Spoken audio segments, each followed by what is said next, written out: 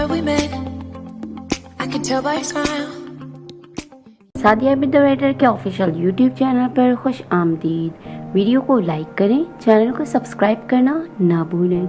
आज की इस वीडियो में हम सादिया बिद के नावल ए गुरेज़ा मौज की खातिर की आखिरी किस्त यूट्यूब फैमिली के साथ शेयर करने जा रहे हैं, इस उम्मीद के साथ कि आपको हमारी ये काविश पसंद आएगी। आप सुन रहे हैं सादिया बिद के नावल ए गुरेज़ा मौज की खातिर की आखिरी किस्त।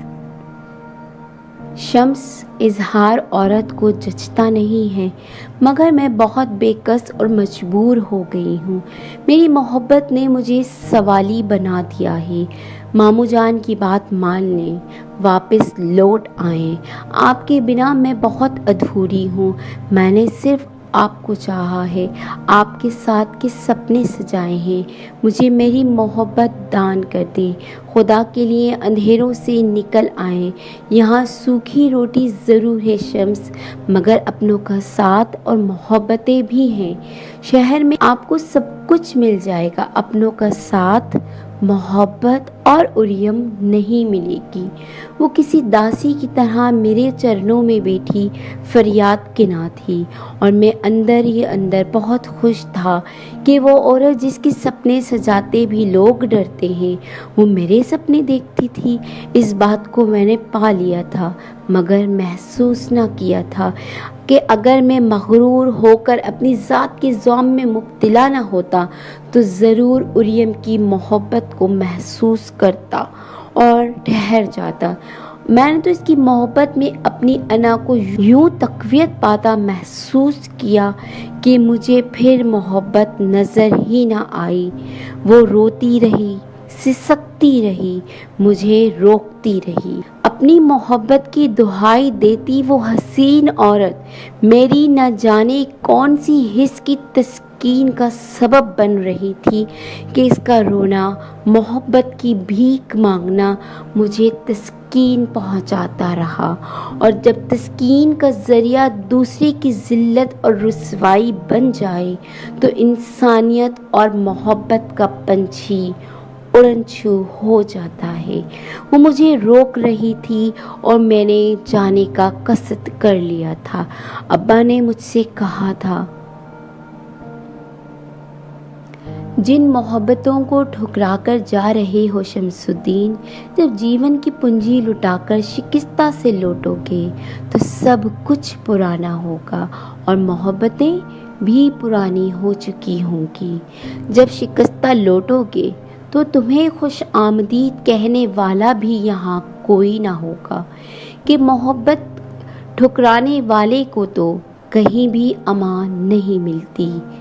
अब्बा ने भांजी की मोहब्बत को महसूस करके मुझे समझाने की लाहासिल कोशिश की थी, मगर मैं अपनी ज़ात के ज़ौम में था। मेरी नज़र आसमान की तरफ थी। मैं हर मोहब्बत, हर मान से गुरेज़ा था और गुरेज़ की राह पर चलता राह फरार इख्तियार कर गया था। ना अब्बा की नसीहतें काम आई थी, ना अम्मा के आंसू, और ना ही उरियम की मोहब्बत कदमों की जंजीर बनी थी। और मैंने कभी पलट कर ना आने का इरादा करके दहलीज पार कर दी थी। वो दहलीज जो मेरी आहट को तरस गई थी और दस्तक की आस में दरवाज़ा गुमसुम हो गया था। अब्बा ने मुकर्ररा तारीख पर उरियम का निकाह अपने भतीजे से पढ़वा दिया था। उरियम जिसकी रगों में खून से ज़्यादा मेरी मोहब्बत गर्दिश कर रही थी, महज 1.5 साल ही जी पाई और जिचकी के दौरान पेचीदगियों के बाइस दारे फानी से कूच कर गई। इसकी बेटी ने फ़कत चंद सांसें ली और माँ के साथ ही अब्दी सफ़र पर रवाना हो गई।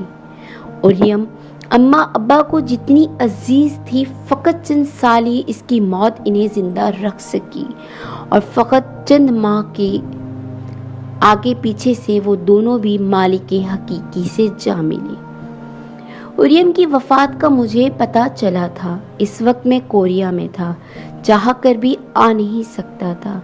और अम्मा अब्बा की वफ़ात का तो मुझे पता ही नहीं चला था कि अब्बा और अम्मा दोनों ही वसीयत करके मरे थे कि जिस औलाद ने ज़िंदगी में जीते जी सहारा ना दिया, वो बाद मरने के कांधा भी ना दे।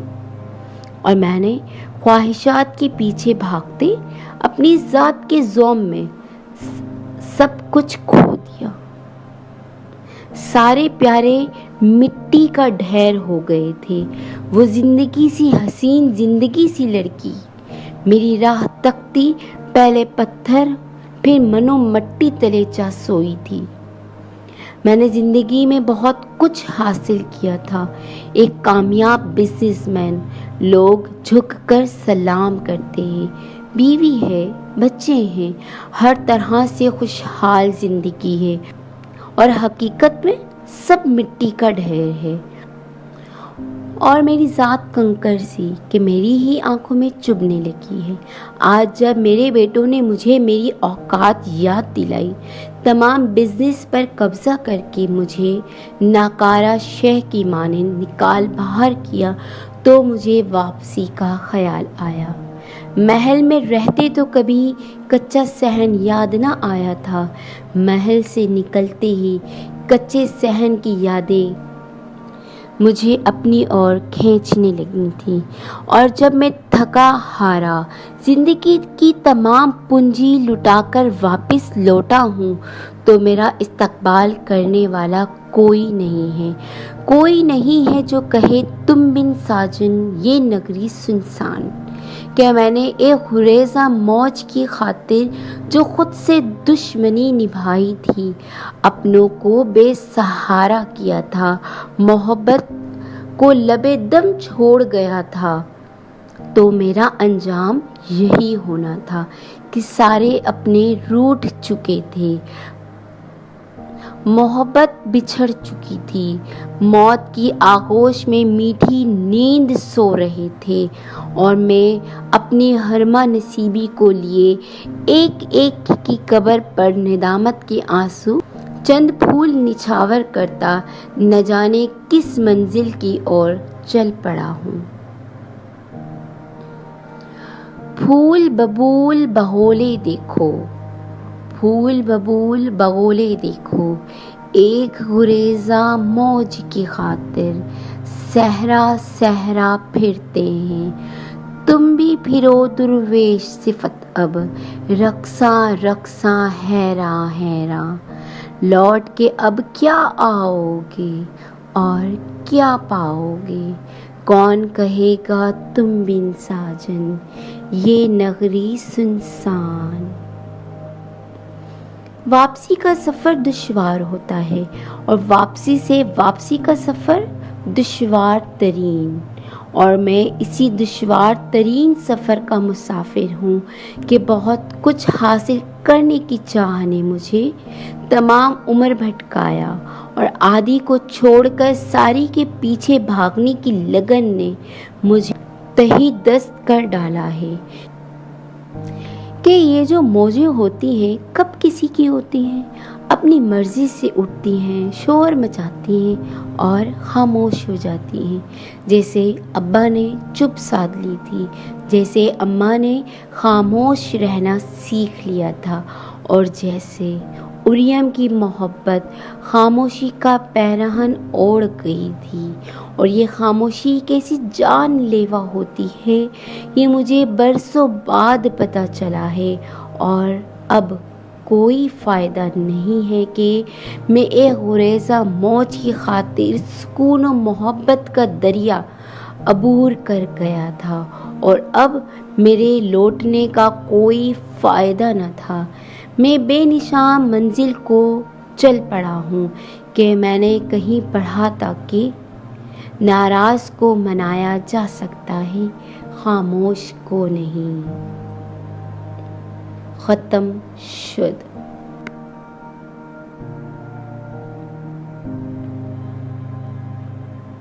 नावल ए गुरेज़ा मौज की खातिर इख्तिताम पजीर हुआ। سعدیہ عابد کے کسی نئے ناول کے ساتھ بہت جلد حاضر ہوں گے۔ جاتے جاتے ہماری وہی پرانی درخواست، دعاؤں میں یاد رکھیں۔ ویڈیو کو لائک کریں اور چینل کو سبسکرائب کریں تاکہ ہماری ہر نئی ویڈیو آپ کو بر وقت ملے۔